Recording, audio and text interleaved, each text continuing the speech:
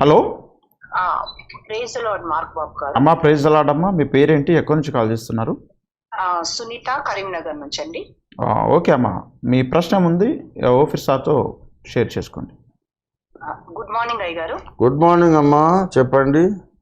ముందుగా 200 episode complete చేసుకున్న ఐదారు వారి ఛానల్ కి శుభాకాంక్షలు అండి. చాలా సంతోషం, థ్యాంక్ యూ అమ్మా. Thank you brother. ఇది ఉపమానాలు మనకు మత్తయి సువార్తలో ఉన్నాయి కదా, మత్తయి సువార్తలో అన్ని సువార్తలు ఉన్నాయి కదా. 13వ అధ్యాయము 33వ వచనంలో పరలోక రాజ్యం గురించి చెప్తూ యేసయ్య పులిపిండి గురించి, దాచిపెట్టిన పులిపిండి అంటే పులి వరకు అని ఆ ఉపమాన రీతిగా చెప్పింది కదా అయ్య గారు. అది దాని అర్థం ఏంటి అయ్య గారు? దాని గూఢార్థం ఏంటి? ఏం లేదమ్మా, ఇప్పుడు అది ఎన్నో ఉపమానం, అది మత్తయి 13లో కదా మీరు చెప్పేది?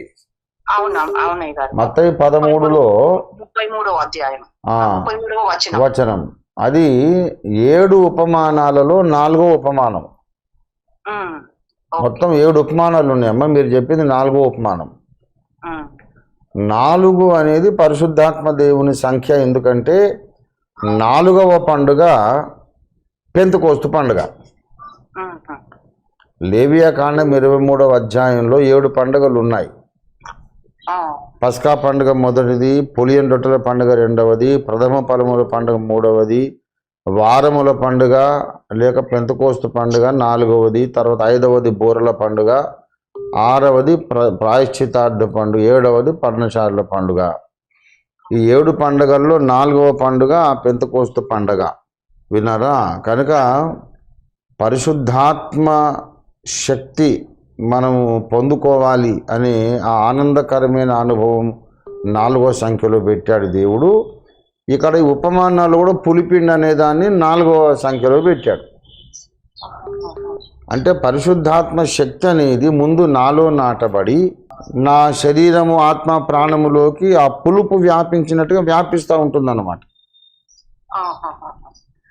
తర్వాత అది కుటుంబంలో కానీ సంఘంలో కానీ ఒక వ్యక్తిలోనికి ఆ పరిశుద్ధాత్మ ప్రభావం వస్తే మిగతా సంఘ సభ్యులకు కుటుంబ సభ్యులకు కూడా ఆ ప్రభావం వ్యాపిస్తూ ఉంటుంది.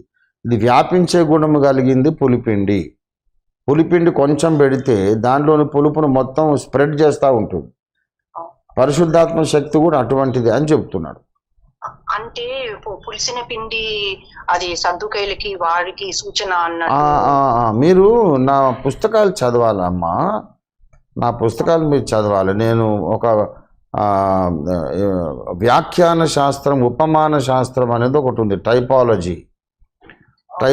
ఉపమాన శాస్త్రం ఏంటంటే ఒకే ఒక పదార్థాన్ని, ఒకే విషయాన్ని 2 వేరే వేరే భావాలు వ్యక్తపరచడానికి దేవుడు వాడుకుంటాడు. ఇప్పుడు పులిపిండి అంటే దుర్బోధలు, సద్దూకైలు, పరిసైలు దుర్బోధలు పులిపిండి, పాపం అనే పులిపిండి ఉంది, నిజమే. కానీ పులిపిండి అన్న ప్రతిసారి పాపమే అనుకోకూడదు. ఫర్ ఎగ్జాంపుల్, ఇప్పుడు నరకములో అగ్ని ఉంది కదమ్మా, మరి పెంతెకోస్తు పండుగ నాడు అందరి తల మీద కొంచెం కొంచెం అగ్ని వాలింది కదా. అంటే కొంచెం నరకం వాలిందని అనుకోలేము కదా. గనక అగ్ని అనగా పరిశుద్ధాత్మకు సూచన, అగ్ని అంటే నరకానికి సూచన, అగ్ని అంటే వాక్యానికి కూడా సూచన. నా మాట అగ్ని వంటిది కాదా అన్నాడు. కనుక నీళ్లు ఉన్నాయి, నీళ్ళు అంటే దేవుని వాక్యానికి సూచన. మీరు ప్రకటన 12లో చూస్తే ఆది మహాఘట సర్పం నోరు తెరిచి నీళ్లు ప్రవాహంగా కక్కిందని ఉన్నది. మరి అంటే మరి వారి నోటి నుంచి పరిశుద్ధాత్మ జలం వచ్చిందనా, వాక్యం అని నీరు వచ్చిందనా? గనుక ఒక విషయాన్ని ఒక పోలిక ఒక భావానికే వాడాలనే రూల్ లేదు. ఒకే విషయాన్ని వేరే వేరే భావాల కొరకు సందర్భోచితంగా మనం వ్యాఖ్యానించుకోవాలి. అయితే ఇందులో ఉన్న ఉపమానాలన్నీ అర్థమైనట్టే అనిపిస్తవి, అర్థం కావు అయ్య గారు. మీరైతేనే కరెక్ట్ చెప్తారు అన్న ఉద్దేశంతో మిమ్మల్ని అడిగినాం అయ్య గారు.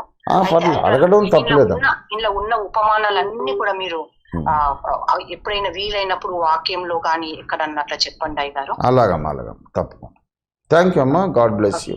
థ్యాంక్ యూ అయ్య గారు. ఓకే అమ్మా, ప్రైజ్.